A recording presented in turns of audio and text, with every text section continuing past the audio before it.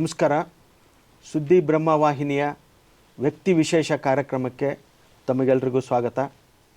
ಈ ಕಾರ್ಯಕ್ರಮದಲ್ಲಿ ನಾವು ವಿವಿಧ ಕ್ಷೇತ್ರದ ಸಾಧಕರನ್ನು ತಮಗೆ ಪರಿಚಯಿಸುವಂಥ ಪ್ರಯತ್ನವನ್ನು ಮಾಡ್ತಾ ಇದ್ದೀವಿ. ಇವತ್ತು ನಮ್ಮ ಜೊತೆಗೆ ಒಬ್ಬ ವಿಶೇಷ ಅತಿಥಿ ಇದ್ದಾರೆ. ಅವರು ಡಾಕ್ಟರ್ ಗಿರಿಜಾ ವೀರಪ್ಪ ಅಂತ. ಅವರು 3 ಸ್ನಾತಕೋತ್ತರ ಪದವಿಯನ್ನು ಪಡೆದಿದ್ದಾರೆ, ಒಂದು PhD ಮಾಡಿದ್ದಾರೆ, ಕಥೆಗಳನ್ನು ಬರೆದಿದ್ದಾರೆ, ನಿರೂಪಕರಾಗಿದ್ದಾರೆ. ಹೀಗೆ ಬೇರೆ ಬೇರೆ ಕ್ಷೇತ್ರದಲ್ಲಿ ತಮ್ಮನ್ನು ತೊಡಗಿಸಿಕೊಂಡು ನಾಡಿನಾದ್ಯಂತ ತಮ್ಮದೇ ಆದಂಥ ಒಂದು ಹೆಸರನ್ನು ಸಂಪಾದನೆ ಮಾಡಿರುವಂಥ ಡಾಕ್ಟರ್ ಗಿರಿಜಾ ವೀರಪ್ಪ ಅವ್ರನ್ನ ನಾನಿವತ್ತು ತಮಗೆ ಪರಿಚಯ ಮಾಡಿಕೊಡುವಂಥ ಒಂದು ಪ್ರಯತ್ನವನ್ನು ಮಾಡ್ತಾಯಿದ್ದೀನಿ. ಮೇಡಮ್, ಕಾರ್ಯಕ್ರಮಕ್ಕೆ ಸ್ವಾಗತ. ಮೇಡಮ್, ತಾವು ಬಹಳಷ್ಟು ಕ್ಷೇತ್ರದಲ್ಲಿ ತೊಡಗಿಸ್ಕೊಂಡಿದ್ದೀರಾ. ಒಂದು ಕಡೆ ಉಪನ್ಯಾಸಕರು, ಮತ್ತೊಂದು ಕಡೆ ಸಣ್ಣ ಕಥೆಗಳನ್ನು ಬರೆದಿದ್ದೀರಾ. ಅದ್ರ ಜೊತೆಗೆ ಡಾಕ್ಟರ್ ರಾಜ್ಕುಮಾರ್ ಅವ್ರ ಕುರಿತಂತೆ ಒಂದು PhD ಕೂಡ ಮಾಡಿದ್ದೀರಾ, ನಿರೂಪಕರಾಗಿದ್ದೀರಾ, ಸಾಕಷ್ಟು ಕಾರ್ಯಕ್ರಮಗಳನ್ನು ನೀವೇ ನಿರ್ವಹಣೆ ಕೂಡ ಮಾಡಿದ್ದೀರಾ. ಹೀಗೆ ಬೇರೆ ಬೇರೆ ಕ್ಷೇತ್ರದಲ್ಲಿ ತಮ್ಮನ್ನು ತೊಡಗಿಸ್ಕೊಳ್ಳೋದಲ್ಲದೆ ಒಬ್ಬ ಯಶಸ್ವಿ ಗೃಹಿಣಿ ಕೂಡ ಆಗಿದ್ದೀರಾ. ಸೊ ಈ ಎಲ್ಲ ಕ್ಷೇತ್ರಗಳಿಗೆ ತಮ್ಮನ್ನು ಅರ್ಪಿಸ್ಕೊಳ್ಳೋದಕ್ಕೆ ಹೇಗೆ ಸಾಧ್ಯ ಆಯಿತು? ಇದಕ್ಕೆಲ್ಲ ಮೂಲ ಪ್ರೇರಣೆ ಸಹಜವಾಗಿಯೇ ಒಂದು ಬಾಲ್ಯ ಜೀವನ ಅಂತ ಇರುತ್ತೆ. ಆ ಬಾಲ್ಯ ಜೀವನದಲ್ಲಿ ಸಿಗುವಂಥ ಸಂಸ್ಕಾರನೇ ಇವತ್ತು ದೊಡ್ಡ ಸಾಧನೆ ಮಾಡೋದಕ್ಕೆ ಸಾಧ್ಯ ಅನ್ನುವಂಥದ್ದು. ಹೀಗಾಗಿ ತಮ್ಮ ಬಾಲ್ಯ ಜೀವನ ಹೇಗಿತ್ತು ಅಂತ? ಬಹಳ ಒಳ್ಳೆ ಪ್ರಶ್ನೆ ಕೇಳಿದ್ದೀರಿ ಹನುಮೇಶ್ ಅವರೇ. ಒಂದು ದೊಡ್ಡ ಕಟ್ಟಡ ಕಟ್ಟಬೇಕು ಅಂದರೆ ಅತ್ಯುತ್ತಮವಾದಂತಹ ಒಂದು ಒಳ್ಳೆ ಫೌಂಡೇಶನ್ ಇರಬೇಕು. ಆ ಫೌಂಡೇಶನ್ ಅನ್ನುವಂಥದ್ದು ದೇವರ ದಯೆಯಿಂದ ನನಗೆ ಬಹಳ ಚೆನ್ನಾಗಾಯಿತು. ನಮ್ಮದೊಂದು ಒಂದು ಮಧ್ಯಮ ವರ್ಗದಂತಹ ಕುಟುಂಬ. ಅಲ್ಲಿ ಸ್ವಲ್ಪ ಬಡತನನೇ ಇತ್ತು. ಅಲ್ಲಿ ಏನು ಹೇಳ್ಕೊಳ್ಳುವಂತಹ ಒಂದು ಸಿರಿವಂತಿಕೆ ಇರಲಿಲ್ಲ. ನಮ್ಮ ತಂದೆಯವರು ವೀರಪ್ಪ ಅಂತ, ಅವರು ಒಂದು ಸರ್ಕಾರಿ ಕಚೇರಿಯಲ್ಲಿ D ದರ್ಜೆ ನೌಕರರು. ಅವರು ನನಗೆ ಕೊಟ್ಟಂತಹ ಒಂದು ಶಿಕ್ಷಣ ಅದ್ಭುತವಾದಂತಹ ಶಿಕ್ಷಣ. ಏನು ಶಿಕ್ಷಣ ಕೊಟ್ಟರು ಅಂತಂದರೆ, ಅವ್ರು ಎಲ್ಲಿ ಹೋದರೂ ನನ್ನನ್ನು ಕರ್ಕೊಂಡು ಹೋಗ್ತಾಯಿದ್ರು. ಮಾರ್ಕೆಟ್ಟು, ಶಿವಾಜಿನಗರ, ಮೆಜೆಸ್ಟಿಕ್ಕು, ಈ ಚಾಮರಾಜಪೇಟೆ, ಹನುಮಂತ ನಗರ, ಇವೆಲ್ಲದ ಪ್ರತಿಯೊಂದು ರಸ್ತೆನೂ ನಾನು ನೋಡಿ ಕಲಿತಿದ್ದು ಬಹಳಷ್ಟು ಇದೆ. ಅವರು ನನಗೆ, ನಮ್ಮ ತಂದೆಯವರು ಕೊಟ್ಟಂತಹ ಒಂದು ಧೈರ್ಯ, ಜೊತೆಗೆ ಪ್ರೇರಣೆ ಮತ್ತು ಹಣಕಾಸಿನ ಜ್ಞಾನ ಏನಿದೆ ಅದು ನನ್ನನ್ನು ಬೆಳೆಸ್ತು.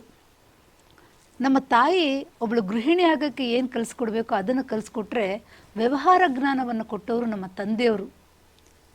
ಒಂದು ದಿನ ನನ್ನನ್ನು ಒಂದು ಬಸ್ ಸ್ಟ್ಯಾಂಡಲ್ಲಿ ನಿಲ್ಲಿಸ್ಬಿಟ್ಟು, ನೋಡು ಇಲ್ಲಿ ಒಂದು ನಂಬರ್ 1 ಅಂತ ಬಸ್ ಬರುತ್ತೆ, ಹತ್ಕೊಂಡು ಹೋಗು ಅಂತ ನನ್ನ ಕೈಲಿ ₹1 ಕೊಟ್ಬಿಟ್ಟು ಹೋದರು.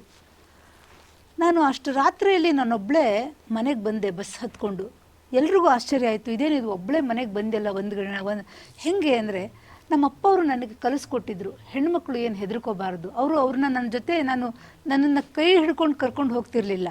ನಾನು ಅವ್ರ ಕೈ ಹಿಡ್ಕೊಂಡ್ರೆ, ನಿನಗೇನು ಕಣ್ಣು ಕಾಣಲ್ವಾ, ನೀನೇ ನಡ್ಕೊಂಡು ಬಾ ಅಂತ ನನ್ನ ಹಿಂದೆ, ಅವ್ರು ಮುಂದೆ ಹೋಗ್ತಾಯಿದ್ರು, ನಾನು ಹಿಂದೆ ಹೋಗ್ತಾ ಇದ್ದೆ. ನಮ್ಮ ತಂದೆಯವರು ನನಗೆ ಕೊಟ್ಟಿದ್ದು ವ್ಯವಹಾರ ಜ್ಞಾನ, ಧೈರ್ಯ, ಜೊತೆಗೆ ತುಂಬ ಒಂದು ಹೊರಗಡೆ ಎಲ್ಲ ಓಡಾಡಿ ನಾನು ಕಲ್ತಿದ್ದು ಬಹಳ ಮುಖ್ಯವಾದದ್ದು. ಮತ್ತು ನಾನು ಓದಿದಂತಹ ಶಾಲೆ ಸಹ ಅದೇನೋ ದೇವ್ರ ದಯೆಯಿಂದ ನನಗೆ ಸ್ವಲ್ಪ ಓದು ಅನ್ನೋಂಥದ್ದು ಚಿಕ್ಕ ವಯಸ್ಸಿನಿಂದ ಇತ್ತು.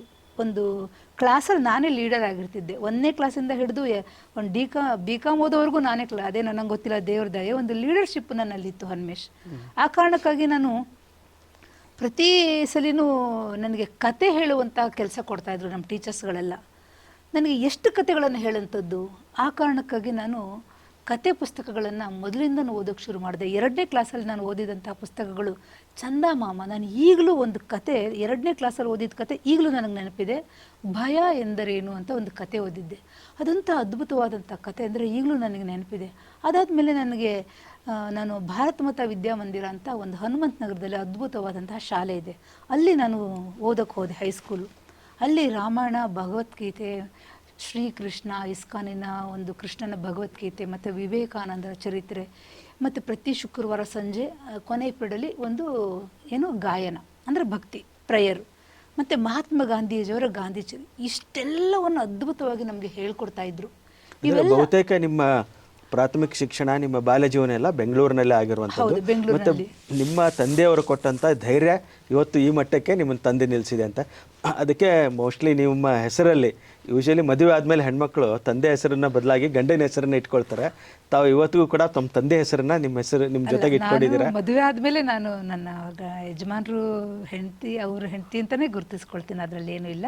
ಆದರೆ ನಮ್ಮ ತಂದೆಯವರ ಹೆಸರನ್ನು ನಾನು ಪ್ರತಿ ಸಲ ತೊಗೊಳ್ಬೇಕಾದ್ರೂ ನನಗೆ ಹೆಮ್ಮೆ ಅನಿಸುತ್ತೆ ಹನುಮೇಶ್. ನಾನು ಅದನ್ನು ಎಲ್ಲ ಕಡೆ ಅದನ್ನು ನಾನು ಹೇಳೋಕ್ಕೆ ಇಷ್ಟಪಡ್ತೀನಿ. ಅವ್ರು ಕೊಟ್ಟಂತಹ ಜ್ಞಾನ ಮತ್ತು ವ್ಯವಹಾರ ಜ್ಞಾನ ಇದೆಯಲ್ಲ, ಅದು ತುಂಬ ದೊಡ್ಡದು. ಆ ಕಾರಣಕ್ಕಾಗಿ ಈ ಬಾಲ್ಯ ಜೀವನ, ಪ್ರಾಥಮಿಕ ಶಿಕ್ಷಣ ಮುಗಿದ ಮೇಲೆ ನಿಮ್ಮ ಕಾಲೇಜು ಶಿಕ್ಷಣ ಅದೆಲ್ಲ ಹೇಗಿತ್ತು ಅಂತ?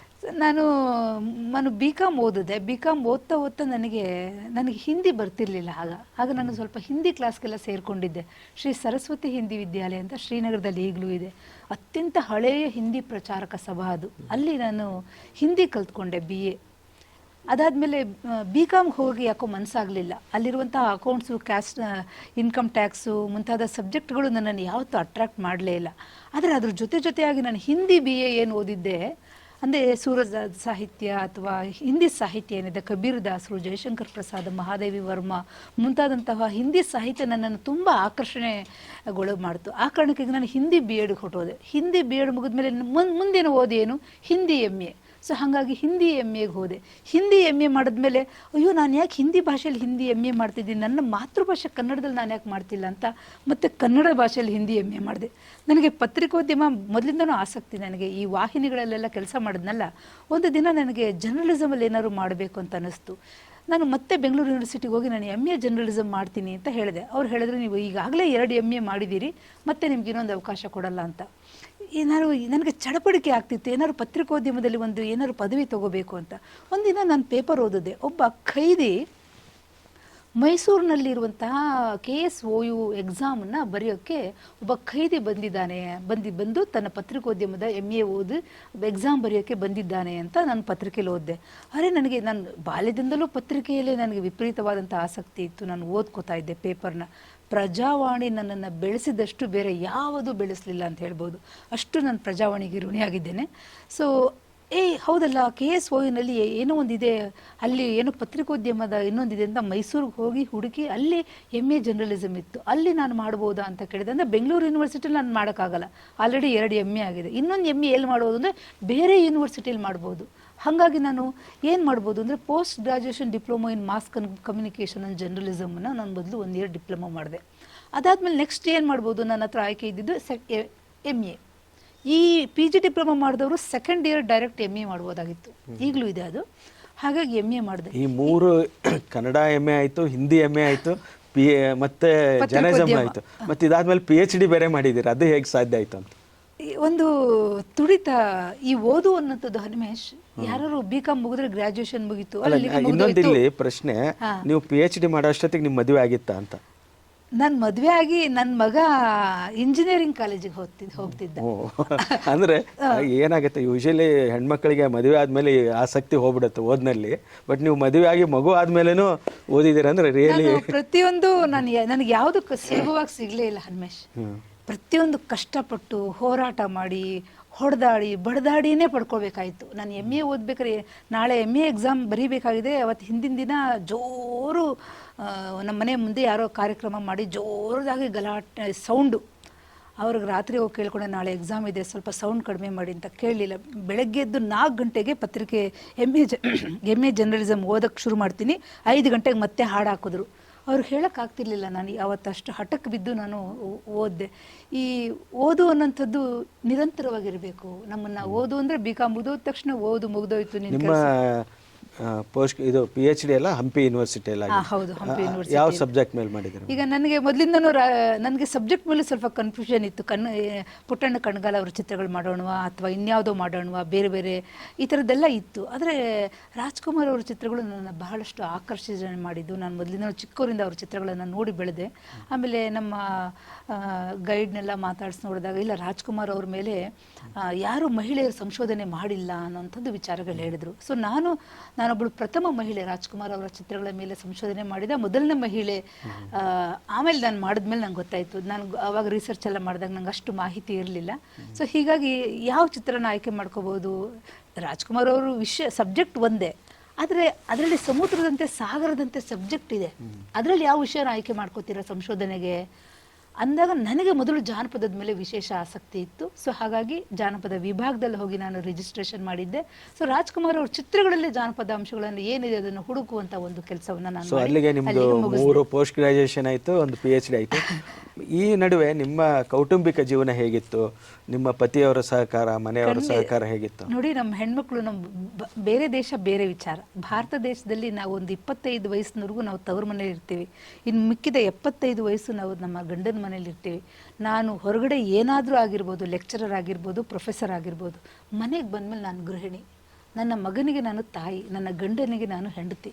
ನನ್ನ ಅಡಿಗೆ, ನನ್ನ ಮನೆ, ನಾನು ಬೆಳಿಗ್ಗೆ ಮಾಡುವ ತಿಂಡಿ ಬಹಳ ಮುಖ್ಯ. ಅದೊಂದು ದೊಡ್ಡ ಸಮಸ್ಯೆ. ಅಡಿಗೆ ಊಟ ಮತ್ತೆ ಮನೆ ಎಲ್ಲ ಸರಿಯಾಗಿ ನಾವು ನೋಡ್ಕೊಳ್ಳದೆ ಹೋದ್ರೆ ಎಲ್ಲವೂ ನಾನೇ ಮಾಡ್ಬೇಕಾಗತ್ತೆ. ಇಲ್ಲಿ ನಮ್ಗೇನು ದೊಡ್ಡ ವ್ಯವಸ್ಥೆಗಳೆಲ್ಲ ಇರಲ್ಲ ಮನೆಯಲ್ಲಿ. ಇದೆಲ್ಲವನ್ನು ನೋಡ್ಕೊಂಡು ಹೊರಗಡೆ ಕಾಲೇಜಲ್ಲಿ ಪಾಠನೂ ಮಾಡ್ಕೊಂಡು ಇದೆಲ್ಲ ನಾವು ಮಾಡ್ಬೇಕಾಗುತ್ತೆ ಹನುಮೇಶ್. ನಮ್ಮಲ್ಲಿ ಇದಕ್ಕೆಲ್ಲ ಹೆಂಗೆ ಟೈಮ್? ಯಾಕಂದ್ರೆ ನೀವು ಈ ಕಡೆ ಟೀಚಿಂಗು ಮಾಡ್ತೀರಾ, ಲೆಕ್ಚರಿಂಗು ಮಾಡ್ತೀರಾ, ಮೈನೇನೂ ನೋಡ್ಕೊಳ್ತೀರಾ, ಅಲ್ಲಿ ಇಲ್ಲಿ ಆಂಕರಿಂಗು ಕೂಡ ಮಾಡ್ತಾ ಇದ್ದೀರಾ. ಇದಕ್ಕೆಲ್ಲದಕ್ಕೂ ಹೇಗೆ ಅಡ್ಜಸ್ಟ್ಮೆಂಟ್? ಇದೆಲ್ಲ ಯಾವುದು ಸುಲಭ ಇಲ್ಲ ಹನುಮೇಶ್ ಅವರೇ. ಎಲ್ಲದರಲ್ಲೂ ಒಂದು ಓಡಾಟ, ಹೋರಾಟ, ಒಂದು ರನ್ನಿಂಗ್ ರೇಸ್ ಇರುತ್ತೆ ಬೆಳಗ್ಗೆ ಎದ್ದು. ಈ ರನ್ನಿಂಗ್ ರೇಸ್ನ ನಾನು ಪ್ರತಿದಿನ ಮಾಡ್ತಾ ಇದ್ದೀನಿ. ಸುಮಾರು ನಾನು ಈಗಾಗಲೇ ನೋಡಿ 2 ಕಾಲೇಜಲ್ಲಿ ಅಸಿಸ್ಟೆಂಟ್ ಪ್ರೊಫೆಸರ್ ಆಗಿದ್ದೆ. ನಿಜಲಿಂಗಪ್ಪ ಕಾಲೇಜಲ್ಲಿ 1 ವರ್ಷ, ಸೆಂಟ್ ಆನ್ಸ್ ಡಿಗ್ರಿ ಕಾಲೇಜಲ್ಲಿ ನಾನು ಅಸಿಸ್ಟೆಂಟ್ ಪ್ರೊಫೆಸರ್ ಆಗಿದ್ದೆ. ಅಲ್ಲೊಂದು 2 ವರ್ಷ BA BSc BCom ಅವ್ರಿಗೆ ನಾನು ಪಾಠ ಮಾಡ್ತಿದ್ದೆ. PS ಯೂನಿವರ್ಸಿಟಿಲಿ ನಾನು ಗೆಸ್ಟ್ ಪ್ರೊಫೆಸರ್ ಆಗಿದ್ದೆ. ಅಲ್ಲೂ ಸಹ ನಾನು BBM ಅವ್ರಿಗೆ ಪಾಠ ಮಾಡ್ತಾ ಇದ್ದೆ. ಈ ಎಲ್ಲ ಓಡಾಟಗಳ ಮಧ್ಯೆನೇ ಆಗಿದೆ. ಇಲ್ಲಿಂದ ಅಲ್ಲಿಗೆ, ಅಲ್ಲಿಂದ ಇಲ್ಲಿಗೆ ದಿನ 2 ವೀಲರ್ ತಗೊಂಡು ಓಡೋದು, ಇವೆಲ್ಲವೂ ನಮ್ಮ ಹೆಣ್ಮಕ್ಳಿಗೆ ಒಂಥರ ರೂಢಿಗತವಾಗಿ ಬಂದ್ಬಿಟ್ಟಿದೆ. ಅದೇ ನಮ್ಮ ತಂದೆ ನನಗೆ ಕಲ್ಸ್ಕೊಟ್ಟ. ಮೇಡಮ್, ಏನಂದ್ರೆ ಈಗೆಲ್ಲ ಈ IT ಕಂಪನಿಗಳಲ್ಲಿ, ಬೇರೆ ಬೇರೆ ಕಂಪನಿಗಳಲ್ಲಿ ಕೆಲಸ ಮಾಡೋರು ತುಂಬಾ ವರ್ಕ್ ಆಗುತ್ತೆ, ಸ್ಟ್ರೆಸ್ ಆಗುತ್ತೆ. ಆ ಸ್ಟ್ರೆಸ್ ಇಂದ ತುಂಬಾ ರೋಗಗಳು ಬರುತ್ತೆ, ಸಮಸ್ಯೆ ಆಗುತ್ತೆ ಅಂತ. ನೀವು ಇದನ್ನೆಲ್ಲ ಹೇಗ್ ಮಾಡಿದ್ರಿ? ನಿಮಗೇನು ಸ್ಟ್ರೆಸ್ ಆಗ್ಲಿಲ್ವಾ? ಸ್ಟ್ರೆಸ್ ಬೇಕಾದಷ್ಟು ಆಗುತ್ತೆ. ಆ ಸ್ಟ್ರೆಸ್ನ ನೀವು ಯಾವ ರೀತಿ ಹ್ಯಾಂಡಲ್ ಮಾಡ್ತೀರಾ? ಆ ಸ್ಟ್ರೆಸ್ ಆಯ್ತು ಅಂತ ಕೂತ್ಕೊಂಡು ದಿನ ಈ ಸಾಫ್ಟ್ವೇರ್ ಇಂಜಿನಿಯರ್ಸ್ ಶನಿವಾರ ಭಾನುವಾರ ಬೆಂಗಳೂರಲ್ಲೇ ಇರಲ್ಲ. ಒಂದ್ ಸ್ವಲ್ಪ ಜಾಸ್ತಿ ದಿನ ರಜೆ ಬಂದ್ರೆ ದೇಶದಲ್ಲೇ ಇರಲ್ಲ, ಅವ್ರು ಬೇರೆ ದೇಶಕ್ಕೆ ಹೋಗ್ತಾರೆ. ನಾವೆಲ್ಲ ಹಂಗೆ ಹೋಗೋಕ್ಕಷ್ಟು ವ್ಯವಸ್ಥೆಗಳು ನಮಗೆಲ್ಲ ಇರಲ್ಲ. ಶನಿವಾರ ಭಾನುವಾರ ಬಂತು ಅಂದರೆ ನನಗೆ ಮನೆ ಕ್ಲೀನ್ ಮಾಡುವಂಥ ಕೆಲಸ ಇರುತ್ತೆ. ನನ್ನ ಮನೆಗೆ ಪ್ರಾವಿಷನ್ ತಂದು ಕ್ಲೀನ್ ಮಾಡಿ ಇಟ್ಕೊಳ್ಳೋದು, ಅದನ್ನೇ ನಮ್ಗೆ ಅದೇ ಒಂದು ದೊಡ್ಡ ಕೆಲಸ. ಅದನ್ನೇ ಸ್ಟ್ರೆಸ್ ರಿಲೀವರ್ ಅಂತ. ನಾವು ನಮ್ಮ ಭಾರತೀಯ ಗೃಹಿಣಿಯರು ನಾವು ಹಂಗೆ ನಾವು ಮಾಡೋ ಕೆಲಸನ ಎಂಜಾಯ್ ಮಾಡ್ಕೊಂಡ್ ಮಾಡಿದ್ರೆ ಅದು ಯಾವತ್ತೂ ಸ್ಟ್ರೆಸ್ ಆಗಲ್ಲ ಅನ್ನುವಂಥದ್ದು. ಮೋಸ್ಟ್ಲಿ ನೀವು ಎಲ್ಲ ಕೆಲಸನ ಇಷ್ಟಪಟ್ಟು ಮಾಡಿರೋದ್ರಿಂದ ನಿಮಗೆ ಆ ಸ್ಟ್ರೆಸ್ ಆಗಿಲ್ಲ ಅನ್ನುವಂಥದ್ದು. ಇದ್ರ ಜೊತೆಗೆ ಸ್ಟ್ರೆಸ್ ಇರುತ್ತೆ. ಸ್ಟ್ರೆಸ್ನ ನೀವು ಯಾವ ರೀತಿ ಹ್ಯಾಂಡಲ್ ಮಾಡ್ತೀರಿ? ನಾವು ತುಂಬ ಸ್ಯಾಕ್ರಿಫೈಸು ಮಾಡ್ತೀವಿ ಹನುಮೇಶ್ ಅವರೇ. ನಾವು ಎಲ್ಲವನ್ನು ಬೇಕು ಅಂತ ಪಡ್ಕೊಳ್ಳೋಕೆ ಹೋಗೋಕ್ಕಾಗಲ್ಲ. ಎಷ್ಟೊಂದು ನಮ್ಮ ವೈಯಕ್ತಿಕ ಇಚ್ಛೆಗಳನ್ನು ಬಿಟ್ಬಿಡ್ತೀವಿ. ನಮಗೆ ಬೇಕಾದ ನಮಗೆ ಸಿಗಲ್ಲ. ಆದರೂ ನಾವು ಸಮಾಧಾನ ಮಾಡಿಕೊಂಡು ಸಮಾಧಾನ ಚಿತ್ತದಿಂದ ನಾವು ಮಾಡಿದಾಗ ಒಂದು ಒಳ್ಳೆ ಸಂಸಾರ ಮಾಡ್ಕೊಂಡು ಹೋಗ್ಬೋದು. ಮೇಡಮ್, ಈಗ ಇಷ್ಟು ವರ್ಷದ ನಿಮ್ಮ ಜೀವನ ಪಯಣ, ಲೈಫ್ ಜರ್ನಿ ಅಂತ ನೋಡಿದಾಗ ನಿಮಗೆ ಬಹಳ ಸಂತೋಷ ಕೊಟ್ಟಂತ ಗಳಿಗೆ ಯಾವುದು? ನನಗೆ ಪ್ರವಾಸೋದ್ಯಮ ಬಹಳ ಇಷ್ಟ ಹನುಮೇಶ್ ಅವರೇ. ನಾನು ಯಾವಾಗ ಒಬ್ಬ ಪ್ರವಾಸಿಯಾಗಿ ಬೇರೆ ಬೇರೆ ದೇಶಗಳು, ಮಲೇಷ್ಯಾ, ಸಿಂಗಪೂರು ಮತ್ತು ಥೈಲ್ಯಾಂಡು ಮುಂತಾದಂತಹ ದೇಶಗಳಿಗೆ ನಾನು ಹೋದಾಗ ನಾನು, ಅಥವಾ ಅದನ್ನು ಬೇರೆ ದೇಶ ಬಿಡಿ, ನಮ್ಮ ದೇಶ, ನಮ್ಮ ಭಾರತ ದೇಶ, ಕಾಶ್ಮೀರ, ಜಮ್ಮು ಅಥವಾ ಮಧ್ಯಪ್ರದೇಶ ಆಗಿರ್ಬೋದು, UP ಆಗಿರ್ಬೋದು, ಉತ್ತರಾಖಂಡ್ ಆಗಿರ್ಬೋದು, ಕೇರಳ ಆಗಿರ್ಬೋದು, ಆಂಧ್ರ ಪ್ರದೇಶ, ಈ ಥರ ಬೇರೆ ಬೇರೆ ರಾಜ್ಯಗಳನ್ನು ನಾನು ಸುತ್ತಿದ್ದೀನಿ, ಗುಜರಾತು. ಪ್ರತಿ ಸರಿ ನಾನು ಹೊರಗಡೆ ಹೋದಾಗ ಹೊಸ ಹೊಸ ಪ್ರಪಂಚವನ್ನು ನೋಡಿದಾಗ ನಾನು ಅದನ್ನು ಬಹಳ ಆನಂದಿಸ್ತೇನೆ. ಅದು ನನಗೆ ಅತ್ಯಂತ ಸಂತೋಷ ಕೊಟ್ಟಂಥ ವಿಚಾರ ಯಾವ್ದಾದ್ರು ಇದೆ ಅಂದರೆ ಅದು ಪ್ರವಾಸೋದ್ಯಮ, ಟೂರಿಸಂ ನನಗೆ ಬಹಳ ಪ್ರಿಯವಾದದ್ದು. ಹೊರಗಡೆ ಹೋದಾಗ ನಾನು ಎಲ್ಲವನ್ನು ಮರೆತು ಅತ್ಯಂತ ಚಿಕ್ಕ ಮಗುವಿನ ತರ ಅದರಲ್ಲಿ ನಿಸರ್ಗ ಸೌಂದರ್ಯ ಅಂತ, ನದಿ, ಬೆಟ್ಟ, ಪರ್ವತ ಇವುಗಳ ಮಧ್ಯೆ ಎಲ್ಲ ಓಡಾಡೋದು, ಅವುಗಳ ಮಧ್ಯೆ ಕಳೆಯುವಂಥದ್ದು, ಇದು ನನಗೆ ಅತ್ಯಂತ. ನಿಮ್ಮ ಅಚೀವ್ಮೆಂಟ್ ಅಂತ ಬಂದಾಗ, ನಿಮ್ಮ ಜೀವನದಲ್ಲಿ ಒಂದು ಅಚೀವ್ಮೆಂಟ್ ಅಂತ ಬಂದಾಗ ಯಾವ ಅಚೀವ್ಮೆಂಟ್ ಮಾಡಿದಾಗ ನಿಮ್ಗೆ ಭಾಳ ಸಂತೋಷ ಆಯಿತು, ಹೆಮ್ಮೆ ಆಯಿತು? ಒಂದು, ನನಗೆ ರಾಜ್ಕುಮಾರ್ ಅವ್ರ ಮೇಲೆ ಸಂಶೋಧನೆ ಆಗಿ ನನಗೆ ಡಾಕ್ಟ್ರೇಟ್ ಬಂದಾಗ ನಂಗೆ ಸಂತೋಷ ಆಯಿತು. ಅದು ನಾನು ಭಾಳ ಹೆಮ್ಮೆ ಪಡುವಂಥದ್ದು. ಮತ್ತು ನನ್ನ ಮಗ ಇಂಜಿನಿಯರಿಂಗ್ ಕಾಲೇಜ್ ಮುಗಿಸಿ ಅವನ ಜಾಬ್ಗೆ ಸೇರಿಕೊಂಡಾಗ ನನಗೆ ಬಹಳ ಸಂತೋಷ ಆಯಿತು. ಇಷ್ಟೆಲ್ಲ ಶ್ರಮ ಹಾಕಿ ನನ್ನ ಮಗ ಒಂದು ಒಳ್ಳೆ ಕೆಲಸಕ್ಕೆ ಸೇರಿದ್ನಲ್ಲ, ನಾವು ಹೊರಗಡೆ ಮಾಡಿದ ಸಾಧನೆ ಇಲ್ಲ, ಮನೆ ಒಳಗಡೆ ನಾನು ಎಷ್ಟು ಸಕ್ಸಸ್ ಆಗಿದ್ದೀನಿ. ನನ್ನ ಮಗಂಗೆ ಒಂದು PUCನಲ್ಲಿ ಒಳ್ಳೆ ಮಾರ್ಕ್ಸ್ ಬಂದಾಗ, ಇಂಜಿನಿಯರಿಂಗಲ್ಲಿ ಮುಗಿಸಿ ಜಾಬ್ಗೆ ಸೇರಿಕೊಂಡಾಗ ಇದೆಲ್ಲ ನಮ್ಗೆ ಸಂತೋಷ ಕೊಟ್ಟಂಥದ್ದೇ. ತುಂಬ ಸಂತೋಷ ನಮಗೆ ಅದೆಲ್ಲ ನಮಗೆ ಕೊಟ್ಟಿದೆ. ಕಾಲೇಜ್ನಲ್ಲಿ ಪಾಠ ಮಾಡ್ಬಿಟ್ಟು ಬಂದಾಗ ಒಂದೊಂದ್ಸಲಿ ತುಂಬ ಸಂತೋಷ ಆಗುತ್ತೆ. ಒಂದು ಒಳ್ಳೆ ಪಿರಿಯಡ್, ಒಂದು ಒಳ್ಳೆ ಪಾಠ ಮಾಡ್ಬಿಟ್ಟು ಬರ್ತೀವಿ ಒಂದು ಪಿರಿಯಡು, ಅದು ನಮಗೆ ಸಂತೋಷ ಕೊಟ್ಟಿದೆ ಬೇಕಾದಷ್ಟು ಸಲ. ಈಗ ನೀವೊಂದು ಜೀವನದ ಒಂದು ಮಧ್ಯ ಭಾಗದಲ್ಲಿ ಇದ್ದೀರಾ ಅಂತ, ಒಂದು ಮಿಡಲ್ ಒಂದು ಈಗ ನಿಮ್ಗೇನು ಮುಂದೆ ಏನು ಮಾಡ್ಬೇಕಂತ ಒಂದು ಮಹತ್ವಾಕಾಂಕ್ಷೆ ಇದೆ, ಅಂಬಿಷನ್ ಏನಿದೆ ಅಂತ? ಒಂದು ವಯಸ್ಸಿನಲ್ಲಿ ಈ ಇಚ್ಛೆಗಳು ವಯಸ್ಸಿಗೆ ತಕ್ಕಂತೆ ಬದಲಾಗ್ತಾ ಇರುತ್ತೆ. ಚಿಕ್ಕ ಮಗುವಾಗ ಇದ್ದಾಗ ಒಂದು ಚಾಕ್ಲೇಟ್ ಕೇಳುತ್ತೆ, ಒಂದು ಮಗು ಇನ್ನೊಂದು ಸ್ವಲ್ಪ ದೊಡ್ಡವನಾದ್ಮೇಲೆ ಸೈಕಲ್ ಕೇಳುತ್ತೆ, ಕಾಲೇಜಿಗೆ ಬಂದ್ಮೇಲೆ ಅವ್ನು ಕಾರ್ ಕೇಳ್ತಾನೆ, ದೊಡ್ಡವನಾದ್ಮೇಲೆ ದೊಡ್ಡ ಅಪಾರ್ಟ್ಮೆಂಟ್ ಕೇಳ್ತಾನೆ. ಅಂದ್ರೆ ಅವನ ಇಚ್ಛೆಗಳು ಬದಲಾಗ್ತಾ ಇರುತ್ತಲ್ಲ ಹನುಮೇಶ್, ಹಂಗೆ ನಮ್ಮ ಇಚ್ಛೆಗಳು ಬದಲಾಗ್ತಾ ಇರುತ್ತೆ. ಮೊದಲಿನ ತರ ನಾವು 18ನೇ ವಯಸ್ಸಿನಲ್ಲಿ ಏನ್ ಕೇಳ್ತಿದ್ವು, ಈಗ ಈ ವಯಸ್ಸಿನಲ್ಲಿ ನಾವು ಈಗ ಮಗನ್ ಮದುವೆ ಮಾಡ್ಬೇಕು, ಸೊಸೆ ಬರ್ಬೇಕು, ಈಗ ಒಂದು ಈ ತುಡಿತ ಇರ್ತಿತ್ತು ನನಗೆ, ಏನೇನೋ ಒಂದೊಂದು ಅದ್ ಮಾಡ್ಬೇಕು, ಇದ್ ಮಾಡ್ಬೇಕು, ತುಂಬಾ ಕನಸುಗಳು. ನಾನು ಒಂಥರ ತುಂಬಾ ಏನೇನೇನೇನೇನೇನೋ ಮಾಡ್ಬೇಕು ಅಂತ ಹೊರಟೋಳು. ಈಗ ನಾನು ಏನ್ ಅನ್ಕೋತೀನಿ ಗೊತ್ತಾ ಹನುಮೇಶ್, ಬಹಳ ಸಮಾಧಾನವಾಗಿ 3 ಹೊತ್ತಿನ ಊಟ ಮಾಡ್ಕೊಂಡು ನಿದ್ದೆ ಮಾಡ್ಕೊಂಡು ಶಾಂತಿಯಿಂದ ಇದೇ ನನ್ನ ಸಂತೋಷದ ದಿನಗಳು. ಇನ್ನೇನೋ ಹುಡ್ಕಕ್ಕೆ ಹೋದ್ರೆ ನಮ್ಗೇನು ಸಿಗಲ್ಲ. ಈಗೇನು ದೇವ್ರು ಕೊಟ್ಟಿದ್ದಾನೆ ಅದರಲ್ಲಿ ಸಮಾಧಾನವಾಗಿ ಬೆಳಿಗ್ಗೆ ಎದ್ದ ತಕ್ಷಣ ಸಮಾಧಾನವಾಗಿದ್ಬಿಟ್ಟು 3 ಹೊತ್ತಿನ ಊಟ ಮಾಡಿ ರಾತ್ರಿ ಮಲ್ಕೊಂಡಿದ್ದ ತಕ್ಷಣ ಚೆನ್ನಾಗಿ ನಿದ್ದೆ ಬಂದ್ರೆ ಬೆಳಗ್ಗೆ ಎದ್ದು ನಾವು ಪೀಸ್ಫುಲ್ ಆಗಿ ಎದ್ದೋದ್ರೆ ಅದೇ ಸಂತೋಷ. ಇಲ್ಲಿವರೆಗೂ ನಿಮ್ ಜೀವನ ಅಂತ ನೋಡಿದ್ರೆ ನೀವು ಏನು ಒಂದು ದೊಡ್ಡ ಸ್ಯಾಕ್ರಿಫೈಸ್ ಮಾಡಿದೀನಿ, ನಿಮ್ಮ ಕುಟುಂಬಕ್ಕಾಗ್ಬೋದು ಅಥವಾ ನಿಮಗೆ ವೈಯಕ್ತಿಕವಾಗಿ ನಾನೇನೋ ಒಂದು ದೊಡ್ಡ ಸ್ಯಾಕ್ರಿಫೈಸ್ ಮಾಡಿದ್ದೀನಿ ಅಂತ ಅನ್ಸಿದ್ರೆ ಏನಿರ್ಬೋದು? ನಾನು ಒಬ್ಳು ಕಲಾವಿದೆ ಆಗ್ಬೇಕು ಅಂದ್ರೆ ಸಿನಿಮಾದಲ್ಲೆಲ್ಲ ಆಕ್ಟ್ ಮಾಡಬೇಕು, ಸೀರಿಯಲ್ಗಳಲ್ಲೆಲ್ಲ ಆಕ್ಟ್ ಮಾಡಬೇಕು. ನಾನು ಒಂದು 90 ಸೀರಿಯಲಲ್ಲಿ ಆಕ್ಟ್ ಮಾಡಿದ್ದೀನಿ. ಆದ್ರೆ ಅಂತ ಒಳ್ಳೆ ಪಾತ್ರಗಳು ಯಾವುದು ನನಗೆ ಬರಲಿಲ್ಲ. ಒಂದು ಅಸಮಾಧಾನ ನನಗಿದೆ, ಒಂದು ಮಾಡೋಕ್ಕಾಗಲಿಲ್ವಲ್ಲ ಅಂತ. ಅದೇನಾದ್ರು ಇದು ಸಿಕ್ಬಿಟ್ಟಿದ್ರೆ ನನಗೆ ಭಾಳ ಸಂತೋಷ ಆಗ್ತಿತ್ತು. ಕಲಾವಿದೆ ಆಗಿ ನಾನೇನು ದೊಡ್ಡದನ್ನು ಮಾಡೋಕ್ಕಾಗಲಿಲ್ಲ, ಆ ಅಸಮಾಧಾನ ಇದೆ. ಮುಂದೆ ಏನಾದ್ರು ಬರ್ಬೋದು ಅನ್ನುವಂಥ ಒಂದು ಈಗಲೂ ಆಸೆಗಳಿದೆ. ಈಗ ನೀವು ಇಷ್ಟು ಕ್ಷೇತ್ರದಲ್ಲಿ ಇದ್ದೀರಾ ಅಂದ್ರೆ ಬಹುಮುಖ ಪ್ರತಿಭೆ ಅಂತ ಹೇಳ್ಬೋದು. ಒಂದು ಕಡೆ ಕತೆಗಳನ್ನು ಬರೆದಿದ್ದೀರಾ, ಮತ್ತೊಂದು ಕಡೆ ಉಪನ್ಯಾಸಕರಾಗಿದ್ದೀರಾ, ಇನ್ನೊಂದು ಕಡೆ ಸೀರಿಯಲ್ಗಳಲ್ಲಿ ನಟನೆ ಮಾಡಿದ್ದೀರಾ, ಒಂದು ಕಿರುಚಿತ್ರನ ನಿರ್ದೇಶನ ಮಾಡಿದ್ದೀರಿ, ಅದ್ರ ಜೊತೆಗೆ ನೀವು ನಿರೂಪಕರು ಆಗಿದ್ದೀರಾ. ಈ ಇಷ್ಟು ಪ್ರೊಫೆಷನ್ ಅಲ್ಲಿ ನಿಮಗೆ ಸ್ವಲ್ಪ ಖುಷಿ ಕೊಡುವಂತದ್ದು, ಇಷ್ಟ ಆಗುವಂತ ಒಂದು ಪ್ರೊಫೆಷನ್? ನನಗೆ ಅವೆರಡು ಕಣ್ಣುಗಳು ಅಂತ ನಾನು ಹೇಳ್ತೀನಿ. ಒಂದು ನನ್ನ ಅಧ್ಯಯನ, ನನ್ನ ಟೀಚಿಂಗು, ಅದು ನನ್ನ ಕಂಟಿನ್ಯೂಸ್ ಆಗಿ ಸುಮಾರು 28 ವರ್ಷಗಳು ನಾನೇನು ಪಾಠ ಮಾಡಿದ್ದೀನಿ. ಅದು ನನಗೆ ಅತ್ಯಂತ ಸಂತೋಷ ಕೊಟ್ಟಿದ್ದು. ನೀನೇನು ಗಿರಿಜಾ, ನೀನೇನು ಅಂತ ಯಾರಾದ್ರು ಕೇಳಿದರೆ ನಾನು ಮೊದಲನೇದಾಗಿ ನನ್ನನ್ನು ನಾನು ಪರಿಚಯ ಮಾಡ್ಕೊಳ್ಳೋದು, ನಾನು ಒಬ್ಬಳು ಉಪನ್ಯಾಸಕಿ, 28 ವರ್ಷ 28 ಬ್ಯಾಚಿಗೆ ಪಾಠ ಮಾಡಿದ್ದೀನಿ, ಇಷ್ಟೇ ನಾನು ಹೇಳ್ಕೊತೀನಿ. 1,500 ಕಾರ್ಯಕ್ರಮಗಳು ನಿರೂಪಣೆ ಮಾಡಿದ್ದೀನಿ. ಅದು 2ನೇ ವಸ್ತು ಆಗುತ್ತೆ.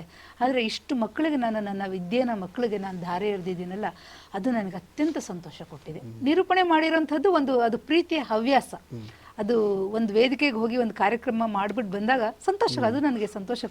ಈ ಸಂದರ್ಭದಲ್ಲಿ ನಿಮ್ಗೆ ಏನಾದರೂ ನಾನೇನೋ ಒಂದು ಜೀವನದಲ್ಲಿ ತಪ್ಪು ಮಾಡಿದೆ ಅಥವಾ ಏನೋ ಒಂದು ರಿಗ್ರೆಟ್ ಅಂತ ಇರುತ್ತಲ್ಲ, ಅಥವಾ ಬೇಸರದ ಒಂದು ಸಂಗತಿ, ಅದೇ ಏನಾದರೂ ಇದೆಯಾ?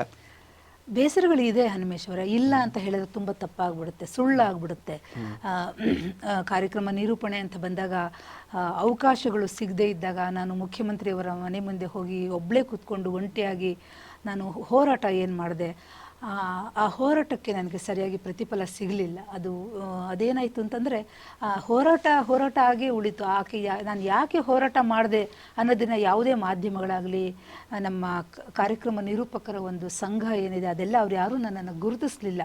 CM ಅವ್ರ ಮನೆ ಮುಂದೆ ನಾನು ಹೋರಾಟ ಮಾಡಿದ್ದು ಉಂಟು, ಆದರೆ ಅದಕ್ಕೆ ಒಂದು ಬಲವಾದ ಕಾರಣ ಇತ್ತು. ಅದನ್ನು ಅವರು ಯಾರೂ ಸರಿಯಾಗಿ ಅರ್ಥ ಮಾಡ್ಕೊಳ್ಳಿಲ್ಲ. ನಮ್ಮ ನಿರೂಪಕರು ಅವಕಾಶಗಳು ಸಿಗದೆ ಹೋಗ್ಬೋದು ಅಂತ ಎಲ್ಲ ಹಿಂದೆ ಸರಿದ್ರು, ಭಯ ಪಟ್ಕೊಂಡು. ನಾನು ನ್ಯಾಯಯುತವಾದಂತಹ ಬೇಡಿಕೆ ಇಟ್ಟು ನಾನೇನು ಹೋರಾಟ ಮಾಡಿದೆ, ಅವ್ರು ಯಾರೂ ನನಗೆ ಸಹಕಾರ ಕೊಡದೇ ಇದ್ದಿದ್ದು ಈಗಲೂ ಬಹಳ ನನಗೆ ಬೇಸರ ಇದೆ. ನಾನು ಮಾಡಿದ್ದು ಒಂದೇ ಹೋರಾಟ, ನಿರೂಪಕರ ಬದಲಾವಣೆಯನ್ನು ಖಂಡಿತವಾಗಿಯೂ ಮಾಡಿ ಎಲ್ಲರಿಗೂ ಅವಕಾಶ ಕೊಡಿ ಅಂತ.